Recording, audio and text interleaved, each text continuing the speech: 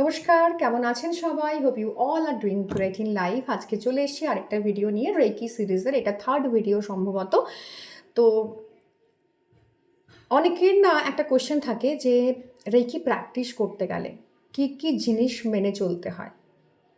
তো অনেক কিছু জিনিস আছে, যতগুলো সম্ভব হবে এই ভিডিওতে সেগুলো যতটা সম্ভব এই ছোট্ট 10 মিনিটসের ভিডিওর মধ্যে আমি আপনাদেরকে জানাবো। যারা রেকি প্র্যাকটিশনার রয়েছেন, এইগুলো শুধুমাত্র ভিডিওগুলো তাদের জন্য যারা শুধুমাত্র নলেজ হিসেবে পেতে চাইছেন, রেকি নিয়ে জানতে উৎসাহী হচ্ছেন। ডেফিনেটলি এই ভিডিওটা আপনাকে ভীষণভাবে হেল্প করবে। আর যদি এটা আপনার জোন না হয়, আপনি ইজিলি ভিডিওটা স্কিপ করতে পারেন। তো চলুন শুরু করব। সবাইকে অনেক অনেক ধন্যবাদ ভিডিও থেকে লাইক করার জন্য, সাবস্ক্রাইব করার জন্য, চ্যানেলকে এত লাভ দেওয়ার জন্য। অ্যান্ড ডেফিনেটলি যদি কোনো কোয়েশ্চেন থাকে আপনি কমেন্ট সেকশনে জানাবেন। রেকি রিলেটেড কোনো কোয়েশ্চেন থাকলে আমার নাম্বার ডেসক্রিপশন বক্সে আছে, সেখান থেকে আপনি আমাকে পিং করতে পারেন। আরেকটা অ্যানাউন্সমেন্ট দিয়ে আমি ক্লাসটা এটা ভিডিওটা স্টার্ট করব। সেটা হচ্ছে আমার রেকি লেভেল 3A, অর্থাৎ যারা সেকেন্ড ডিগ্রি অলরেডি কমপ্লিট করে ফেলেছেন তাদের জন্য রেকি লেভেল 3 এর ক্লাস শুরু হচ্ছে। আপনি চাইলে যোগাযোগ করতে পারেন। তো চলুন, রেকি যারা প্র্যাকটিস করি তাদের প্র্যাকটিসের শুরুতে কী কী সমস্যা হয় বা কী ধরনের প্রবলেম আমরা ফেস করি বা আমাদের কী করা উচিত, এই পুরো বিষয়টাকে আমি একটা ভিডিওতে বলার চেষ্টা করছি। রেকি যখন আপনার ইনিশিয়েশন হয়, রেকি একটা ইনিশিয়েশন প্রসেস, মানে গুরু শিষ্য পরম্পরা। যিনি রেকি শুরু করেছিলেন ডক্টর মিকা উসুই, তার থেকে রেকির পাস অন হয়েছে। ধীরে ধীরে ডক্টর মিকা উসুই, চুজিরো হায়াসি, তারপর ম্যাডাম টাকাটা, আমার লিনিয়েজ যেটা আমি বলছি, তারপর তার থেকে হোলিফায়ার রেকি হয়েছে, তারপর তার থেকে একটা লিনিয়েজ এসছে ডক্টর এনকে শর্মা, সবিতা শর্মা, যারা ইন্ডিয়াতে নিয়ে এসছেন। এরমভাবে আস্তে আস্তে আস্তে আমি রেকি পেয়েছি, বা আপনারা রেকি পেয়েছেন, বা আপনার অন্য কোনো লিনিয়েজও থাকতে পারে, কারণ ডক্টর মিকা উসুই থেকে আরও অনেকগুলো লিনিয়েজ বেরিয়েছে। ওকে, তো ডক্টর মিকা উসুই যখন রেকি শুরু করেন তখন এটাকে উনি গুরু শিষ্য পরম্পরার মধ্যে রেখেছিলেন। উনি কিন্তু এটাকে এরকমভাবে রাখেননি যে আপনার মন গেল আপনি রেকি এনার্জি কল করলেন আর রেকি এনার্জি আপনার মধ্যে চলে এলো, না। এটা একটা ইনিশিয়েশন প্রসেসের মাধ্যমে হয়। যখন আপনি ইনিশিয়েশন প্রসেসে যান তখন যে প্রবলেমটা ফেস করেন সেটা হচ্ছে আফটার ইনিশিয়েশন আপনার মধ্যে একটা নেগেটিভিটি কাজ করে। একটা হেলথ ইস্যু হতে পারে, বা আপনার প্রচণ্ডভাবে জ্বর আসছে, পেট খারাপ হচ্ছে, উইকনেস কাজ করছে, বাড়িতে সমস্যা বেড়ে যাচ্ছে। এর পেছনে অনেকগুলো কারণ থাকে। কারণ যখন আপনি না কোনো একটা পজিটিভ জিনিস শেখেন, যখন কোনো একটা পজিটিভিটিতে নিজেকে ইনক্লুড করেন, তখন দেখা যায় কিছু নেগেটিভিটি থাকে যেটা আপনার সেলফ বিলিফের মধ্যে আছে, যেটা আপনার অনেক দিন ধরে বিলিফ সিস্টেমের মধ্যে ছিল। যেমন ধরুন, আপনি মনে করেন যে আমার তো কোনো কিছু সহজে হয় না, আমার তো কোনো কিছু ভালো হয় না, আমি যা করতে যাই তাতেই গোলমাল আসে, আমি কিছু করতে গেলেই বাড়ির লোকের সমস্যা তৈরি হয়, আমার তো সেলফ টাইম বলে কিছু নেই, আমার তো মি টাইম বলে কিছু নেই, আমার ইচ্ছের কোনো দাম নেই। এই যে সেলফ টক আপনি করে রেখেছেন, বা স্পিরিচুয়ালি, এটা অনেকেই আমার সাথে রিলেট করতে পারবেন। আপনি যখন বাইরে বেড়াতে যান তখন দেখবেন আপনার বাড়িতে বা ফ্যামিলি মেম্বারের সঙ্গে আপনার ঝগড়া হচ্ছে বেড়াতে গিয়ে। এটা কম কম বেশি প্রত্যেকেই ফিল করবেন, আমি জানি অ্যাগ্রি হবেন। যদি হন তাহলে কমেন্ট করে একবার জানাবেন যে বেড়াতে গেছেন, খুব সুন্দর পরিবেশ, খুব ভালো ঘুরছেন, টাকা পয়সা খরচ করে একদম লাক্সুরিয়াস একটা হোটেলে আছেন, খুব এনজয় করছেন, হঠাৎ করে কিছু একটা ঘটলো অ্যান্ড সমস্যা শুরু হলো। সেকেন্ড জিনিস দেখবেন, খেয়াল করে, বাড়িতে পুজো হচ্ছে, পুজোর দিন বা পুজো হবে সেই উইকের মধ্যে কিছু একটা ঘটনা ঘটলো এবং সমস্ত কিছু এলোমেলো হয়ে গেল, ঝগড়াঝাঁটি, অশান্তি। কারণ কি, আপনি যখন বা নিজের ওপর কাজ করছেন, নিজে চেষ্টা করছেন একটা কোনো কিছু কোর্স করব বা নতুনভাবে কিছু শুরু করব, কেউ ক্রিটিসাইজ করছে, কেউ খারাপ কথা বলছে, এই সিচুয়েশনগুলো হতে থাকে।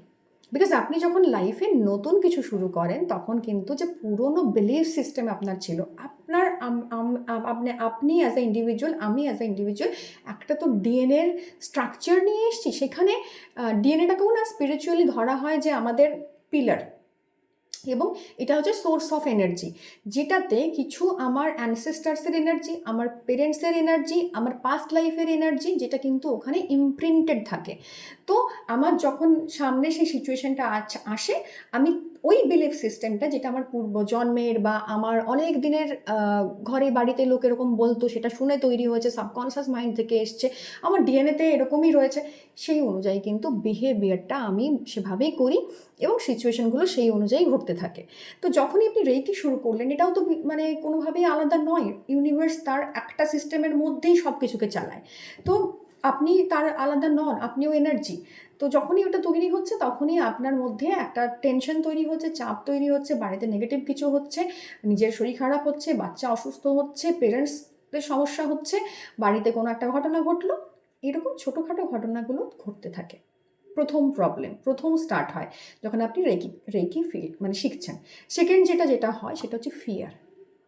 আপনার ভেতরে একটা অদ্ভুত ভয় কাজ করতে থাকে। সেটা আপনি যখন রেকি স্টার্ট করেন বা রেকি হিলিং শুরু করেছেন, আমার একটি স্টুডেন্ট আছে, সে যখন তার বাচ্চাকে হিলিং করছিল, সে ফিল করলো যে তার বাচ্চার যে ফিয়ারটা, সেটা সে নিজের মধ্যে ফিল করতে পারছে। বাচ্চা কোনো কারণে বাড়িতে একা থাকতে পারতো না, এবং সে যখন তার মানে বাবা হিসেবে যখন সে তার সন্তানকে হিল করছে, সে কিন্তু ফিল করলো সেই ফিয়ারটা, বাচ্চার ফিয়ারটা নিজের মধ্যে রয়েছে, এবং বেশ কিছুক্ষণ সেই ফিয়ারটার মধ্যে সে ছিল।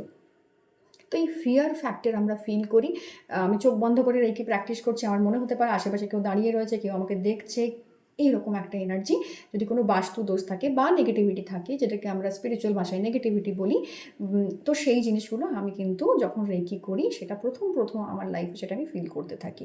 কারণ আমি একটা স্পিরিচুয়াল প্রসেসে যখন যাচ্ছি, আমি যখন প্র্যাকটিস স্টার্ট করছি, আপনি যখন মালা চ্যান্ট করেন, যেটা হয় যে যখন আপনি চ্যান্টিং করছেন বা আপনি হরে কৃষ্ণ জপ করছেন, বা কোনো জায়গাতে আপনার হয় না বৈশাখ জ্যৈষ্ঠ মাসে যে নাম সংকীর্তন হচ্ছে, পুজো হচ্ছে, আপনি দেখবেন সেখানের মহলটা একদম চেঞ্জ হয়ে যায় আশেপাশে। তো আপনি যখনই সেই ভাইব্রেশনে ভাইব্রেট করছেন, তো আশেপাশে যে নেগেটিভিটিগুলো ছিল সেগুলো খানিকটা হলো আপনার ওপরে একটা সাইকিক অ্যাটাক হয়। এটাকে আমরা বলি সাইকিক অ্যাটাক রেকির ভাষায়। তো সেই সাইকিক অ্যাটাকের জায়গাটা তৈরি হতে পারে, যেটা আদপে কোনো কিছু নেই, কিন্তু ওই আপনার যে অবদমিত ভয়, আপনার মধ্যে যে ফিয়ারের একটা এক্সিস্টেন্স, সেটাই কিন্তু বাইরে বেরিয়ে আসছে।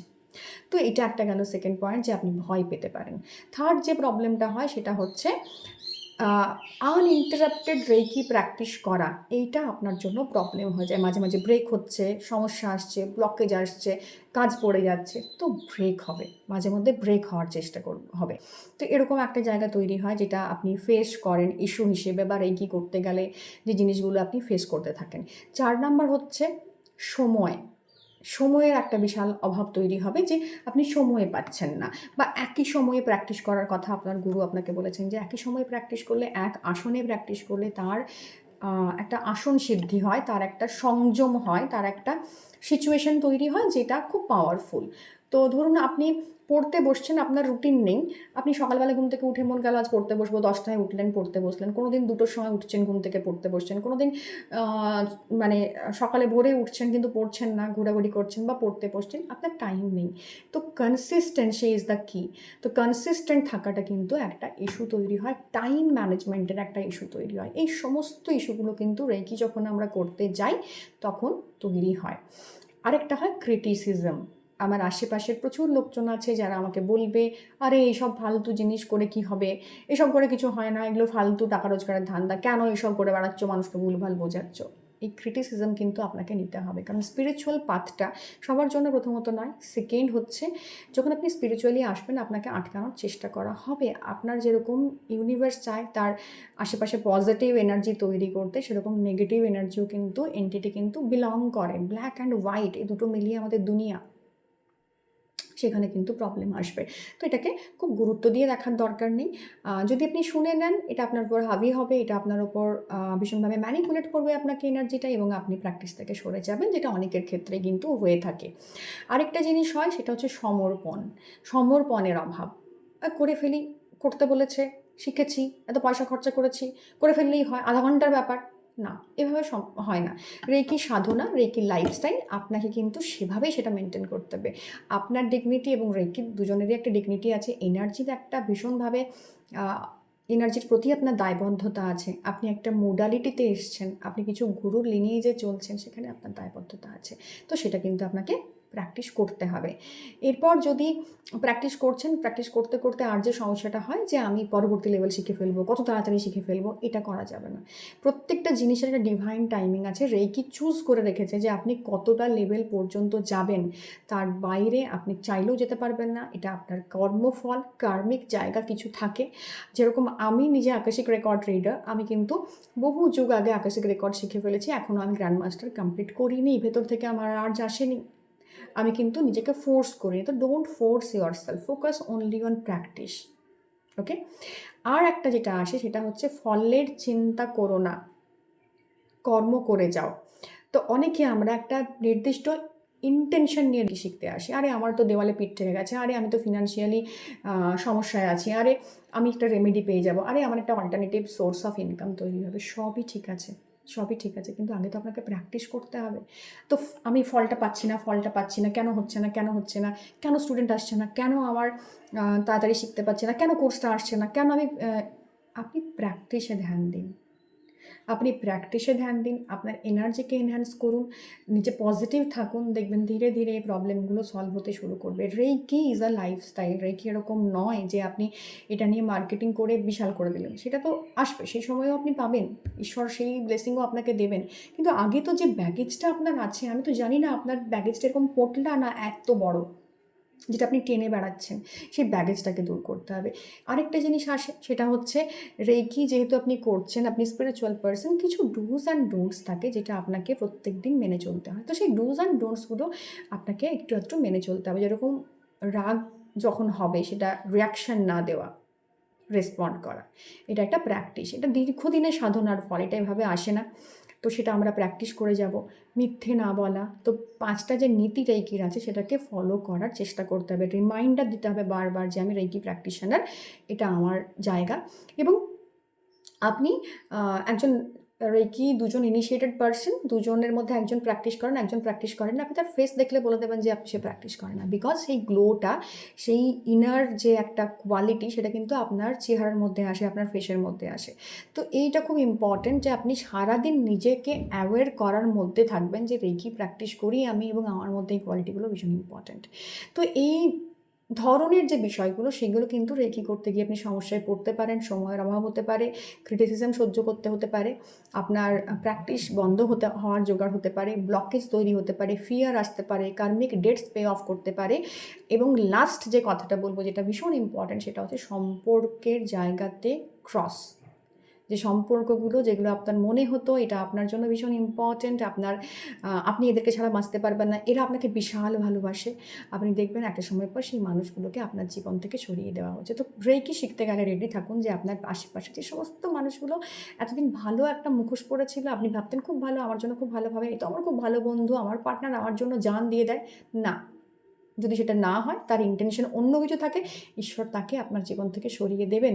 রেকি চলতে চলতে, রেকির পথে চলতে চলতে যে বা যারা সে বাধা হিসেবে আসবে, সেটাকে সরিয়ে দেওয়া হবে। এই জন্য ডিট্যাচমেন্ট থাকতে হবে, ডিট্যাচমেন্ট প্র্যাকটিস করা শিখতে হবে। আপনি ভীষণভাবে অ্যাটাচড যে আমার এই ফলটাই চাই, এই লোকটাকেই জীবনে চাই, এই জবটাই আমার চাই।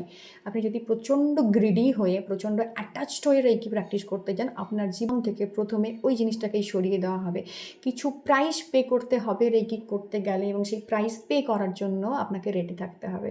এবার সেটা আপনার ওপর যে কী কী প্রাইস পে করতে হবে, তো এবং কিভাবে আপনি কত স্মুথলি, কত ইজিলি করবেন। যখন আপনি জেনে যান যে এই প্রাইসগুলো পে করতে হবে, তখন খানিকটা হলেও আপনি রেডি থাকেন। আমার যখন ক্লাস শুরু হয় লেভেল 1, তখন আমি আমার স্টুডেন্টদেরকে এই কথাগুলো বলি যে রেকি করতে গেলে কিন্তু এরকম এরকম সিচুয়েশন তোমাদের সামনে অ্যারাইজ করবে, বি রেডি ফর দ্যাট।